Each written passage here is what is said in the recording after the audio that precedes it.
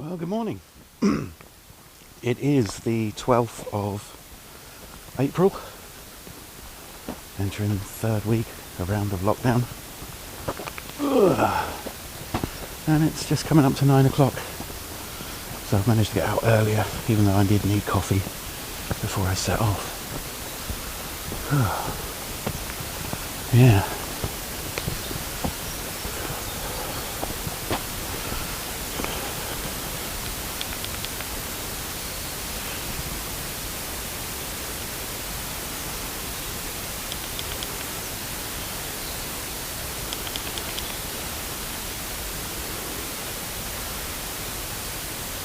Yeah. Sorry, a little bit of dicking around with the camera. Just adjusted all the settings, it was doing some annoying things. Because you can set this to record for some reason 2 copies of whatever you're recording. And I don't know why it does that. So I uploaded a few more videos to the culture for the Fallout 4 playthrough. Got another couple to do. I'm out in the woods. Yeah.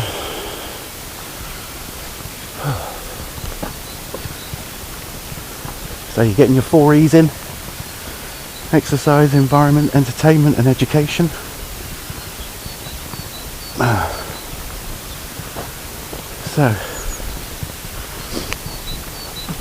So yesterday I got exercise with my vid. Even though it was only 5 minutes long, I was out in the woods for about 45 minutes. So that's good. And yeah, it's all kicking off. Maybe even get some running done next week. That'd be nice.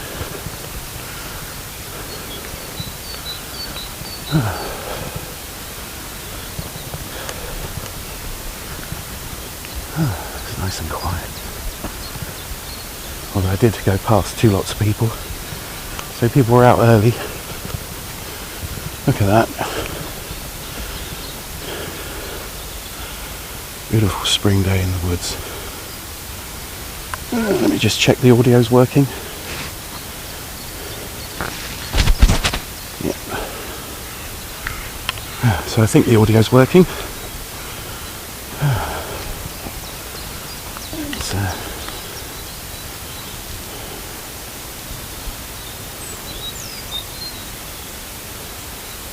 So that should be good enough. Yeah. Hold it there. So there's a lot of bits and bobs to do. Bear with me just a moment. Yeah, so I'm taking a wander down here.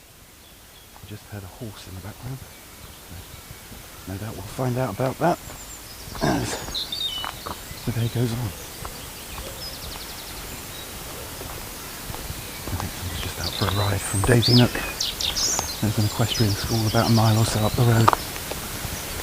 So yeah, Easter Sunday.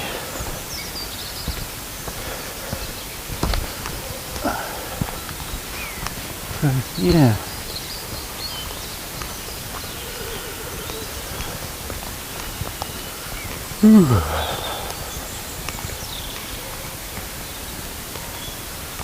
So yeah, I'm having to pay attention to walking down here.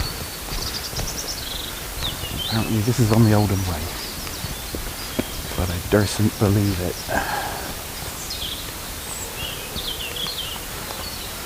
So if you can hear all the birdsong around, they're going nuts.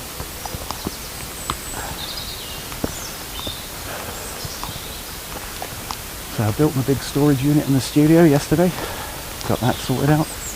Now I've got to clear everything into crates and buckets, and then I can begin sorting everything out.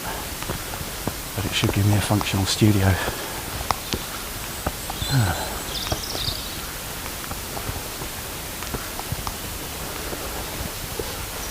I probably need to unplug a lot of stuff first.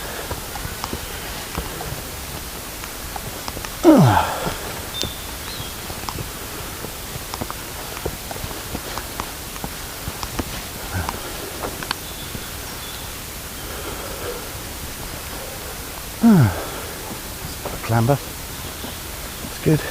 Comes up a little bit of sweat.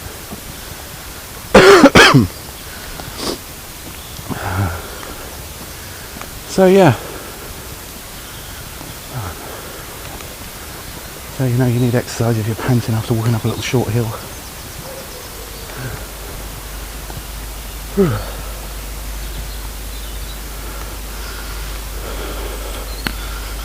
Yeah, so a little bit more research on the radio project. It's still looking like you can do it for about 500 quid. But I might have to be alacritous.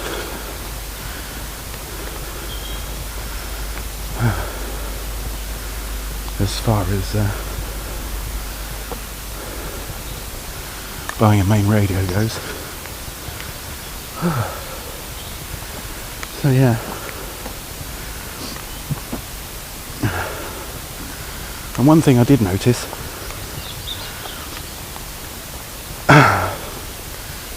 and I don't know whether it's a society-based thing or it's just a general thing, there was a sudden drop in the price of large format 3D printers. And not just like a little drop, like a few bucks, but it dropped, you know, by about 40 quid or $50. Like a $50 drop in the cost of a 300 by 300 by 400 cubic printer. You know, sort of thing you could really make, you know, a difference with. And now they're now sub 100 quid. I don't know if that's due to a drop in Chinese prices or things like that, but certainly is weird. So yeah, now might be the time to get hold of some goods from China if there's a little bit of a trade war going on. But back to radios. So yeah, I might need to get my skates on a little bit with buying a radio and buy it like ahead of time so it can be done. And get some kind of antenna up. So yeah.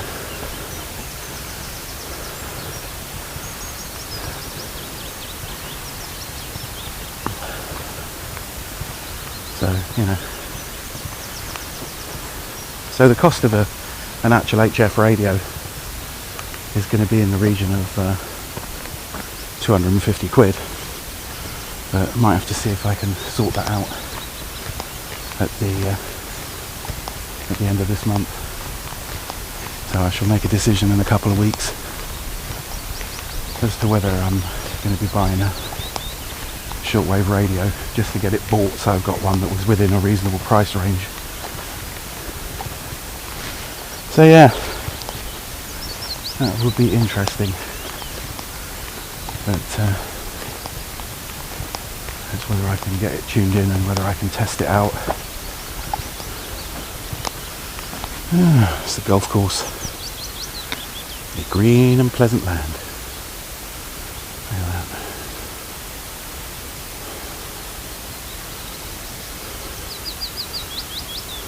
Green and pleasant land if you're rich enough. But I'm just as happy with a bit of wild woodland. So yeah. So I've already ordered, and it's on its route, it's on way, another world band radio. But one of the things I'd really like is to be able to power it from USB, you know, for solar panel usage. And I'd really like to be able to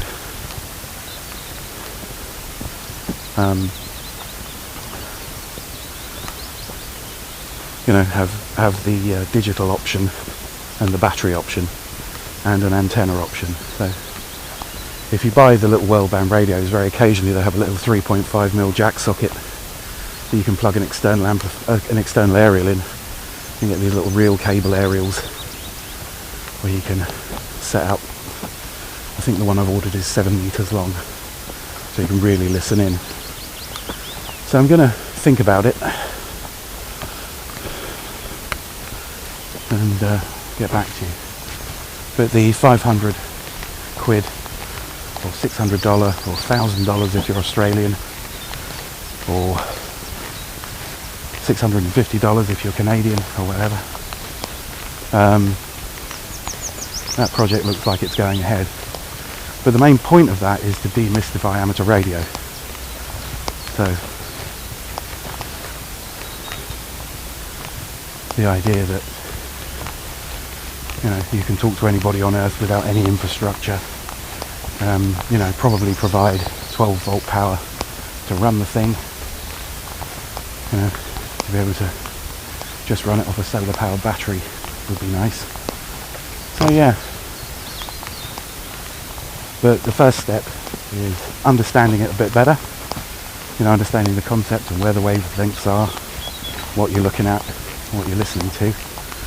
And that would be, like, you can get like 90% proficient with amateur radio, and this burns my cookies, with an SSB all bands radio receiver and a big old aerial, in that you could listen into ham radio broadcasts or ham radio conversations,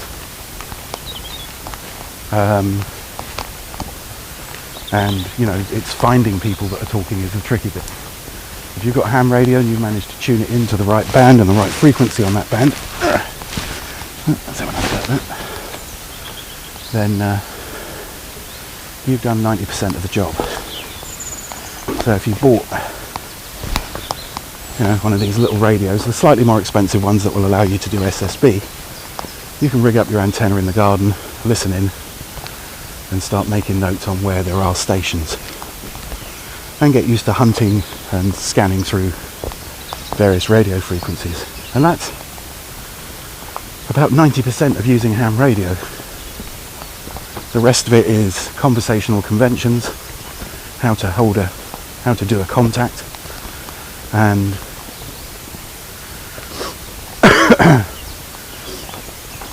and learning how to push down the mic button when you talk. That's pretty much it. So that looks like, and we're not certain yet, that all that, including using one of those little broadband radios that's set up for SSB as test equipment, you know, so we're hoping to get that all under 500 quid, which is doable. You know, it's like a thing that you could hit your credit card for, or save up for a couple of months possibly. But the aim is to get as many people as possible onto actually being able to listen, because then we can do interesting test stuff. So we're currently keeping our BD little eyes open for the cheapest possible radio receiver, and we think we found one that will pick up SSB.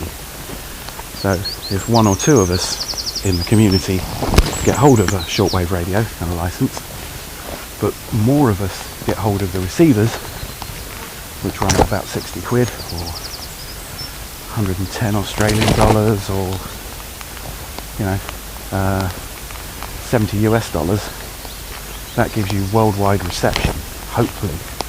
So we need to experiment with that and do a few videos on how you might do it. Oh, sorry, man. Yeah, you're right. Sorry, I got a dog on. No, there's not a random dog running around.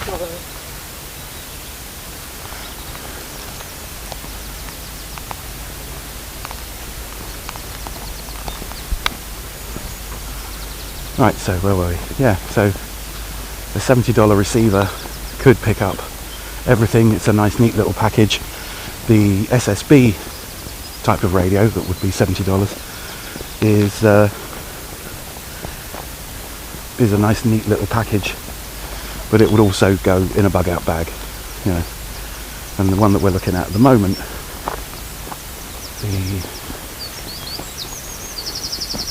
no, I can't remember the name of it. I'll put a link down below this video. But the receiver is literally the size of a small paperback book. And weighs about the same, runs off an 18650 battery, which is good, and also looks like it would run or charge the 18650 battery from a small solar panel. So that's what we're looking at, or a USB power bank. So receivers don't use a lot of power, and that sort of like low power technology has been around for about 100 years. You know, in the 1920s, people had radios and they listened in, and yeah, their batteries lasted months, depending on how long you listen for and how big the speaker is. So these things have little modern speakers that don't draw a lot of ampage, or you can put them on headphones to save a bit of power and be a bit more sneaky, and you can rig up your hammock in the woods, set up your tall aerial, and then see what you can listen to. I mean, that's a new thing for going camping, a new thing for wild camping that we could add functionality to.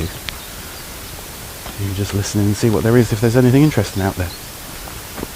So yeah, I think the receivers are definitely, you know, good. I think getting the sort of receiver that's a bit more together with our own sort of bug out bag mentality, to add a few 100 grams to it and be able to transmit and stuff would be very handy. So yeah, so I'm very up for that.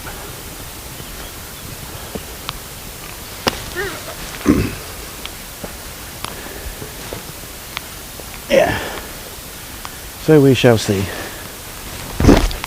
I have already ordered the cheaper version that doesn't do SSB, but you could still pick out SSB transmissions, although it sound all garbled and weird. So yeah, and that was like 20 bucks, 20 quid, with, well, 23 or 4 quid, including a separate order of a 7-meter antenna, so I can put it up in the garden. And we'll see what we can do with that. So just to clarify things, I do have an amateur radio license, and that's cool. I've got the foundation license in the UK, which is also called the technician in America. You don't really need to know a lot. It's just to make sure you ain't going to kill yourself or hurt yourself or give yourself nerve damage from RF burns, or generally be a pain in the arse. Right, you'll know how to plug in a radio. You know enough to put the antenna on before you turn it on, or at least a dummy load, which is like a fake antenna. You know not to touch the bare wire of the antenna while it's transmitting, because you'll get an RF burn that will give you nerve damage. You know how to talk to someone on the radio. That's basically all the foundation or technician license is. So yeah. But in my experience, and this is nothing against the sort of people who do ham radio and belong to ham radio clubs, and I can see a point to belonging to a ham radio club, at least in the abstract, so you can get along and possibly get access to second-hand equipment a bit more easily than eBay. You just literally turn up, talk to someone and get it. So yeah, it's a good resource. It's a lot of information in an amateur radio or a ham radio club, but that is literally all they talk about. As you would expect, you know, they're meeting up once a week, they're talking about their prized hobby. But in the UK, that means you've got an average age of about 70 years, because ham radio was sort of hit its heyday in the 60s and 70s, before the internet was really a thing for domestic use. So yeah, so it's kind of had its day in this is a hobby that lots of people use, and there are still things in the UK like Raynet, which is an emergency assistance thing, but I don't really want to do all that. I just want to be able to, if I need to, and if I so desire, talk to people on the other side of the planet without using any infrastructure. And that's one thing ham radio can do for you. And Rendemon has kindly agreed at some point in the future for us to get down and make some sensible videos and some good handouts, and you know, hopefully put together some useful stuff for amateur radio. But it would be cool, and I can't ask for this because it's an expenditure of cash, it'd be cool if, you know, people sort of like we're going to play along, and this will be mostly a culture thing, and start putting together maybe a receiver so they can tell, or if they were thinking about getting a ham radio, in the meantime getting their licenses and adding to the pool of our information, because that'd be cool. So yeah, but I definitely think it's a worthwhile thing. I think having a few culture friendly broadcasting stations or ham radio stations all around the place would be good. That would be nice. And then maybe we can make a better use of things like Baofengs and radio receivers all around the world. So if you had a world band radio receiver that had SSB, you might have one. Your parents or grandparents might own one that they're not using. Have a scout around. Ideally you want something that will allow you to digitally tune, like a PLL style radio where you've got a digital LCD display and you can actually see where you're tuned in exactly. Because I have got another world band radio, but it's a dial tune. You get a little representation on the thing. It's not bad, but it ain't that good. So the radio that's coming will be a bit of an upgrade and have better reception, and I'll be able to chong around on long wave and short wave and medium wave and see what I can get. And it also does FM, but your phone does FM. So yeah, so that's stage one. Moving on to an SSB radio, possibly next month, and then moving on to a transceiver, a month after that, and see what we can get out of it. And I will try and provide you with frequencies for stuff, interesting bits. We'll see if we can find some number stations, which you can do with the receiver, and you see who you can listen into, and then we'll show you how to work out where that person is, because a ham radio operator's call sign tells you where they are. Tells you where they are in the world and tells you, what level of license they have. So yeah, so interesting stuff around the world. But, it needn't cost you the earth. Because that really annoys me. Because there isn't, $2,000 worth of components inside a ham radio. There just isn't. They cost $2,000 because they're expensive to make, because not many people buy them. So yeah. So yes.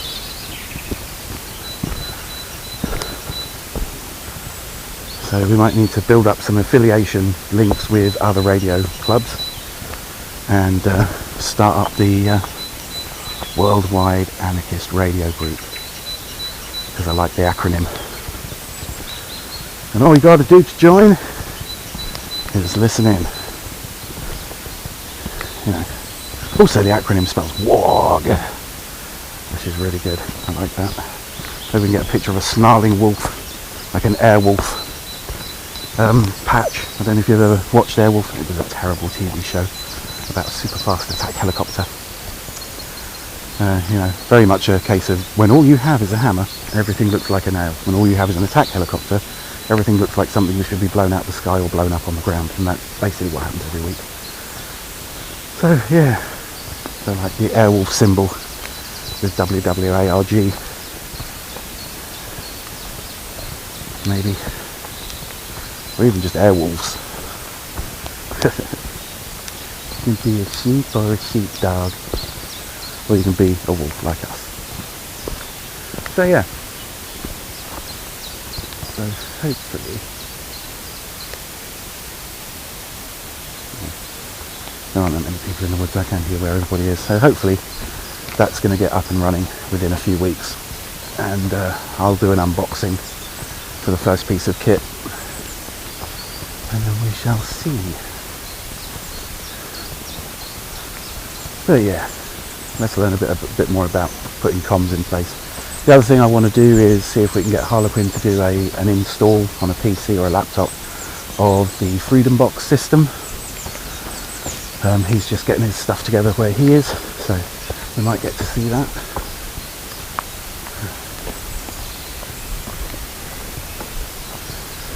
Go up here, and we should have the Culture Studio number 1 up and running in a few days.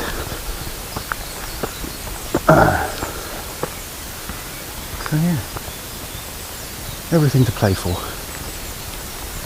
Now I'd have my exercise for the morning.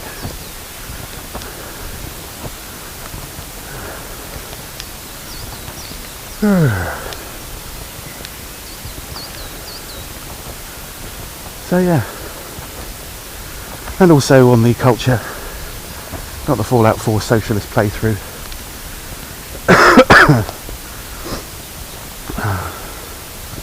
Although I think I boiled it down to a show format, and I might start again with the whole lessons learned.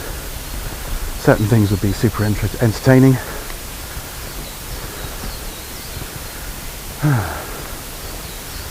And I'll try to get my episodes down to about 45 minutes.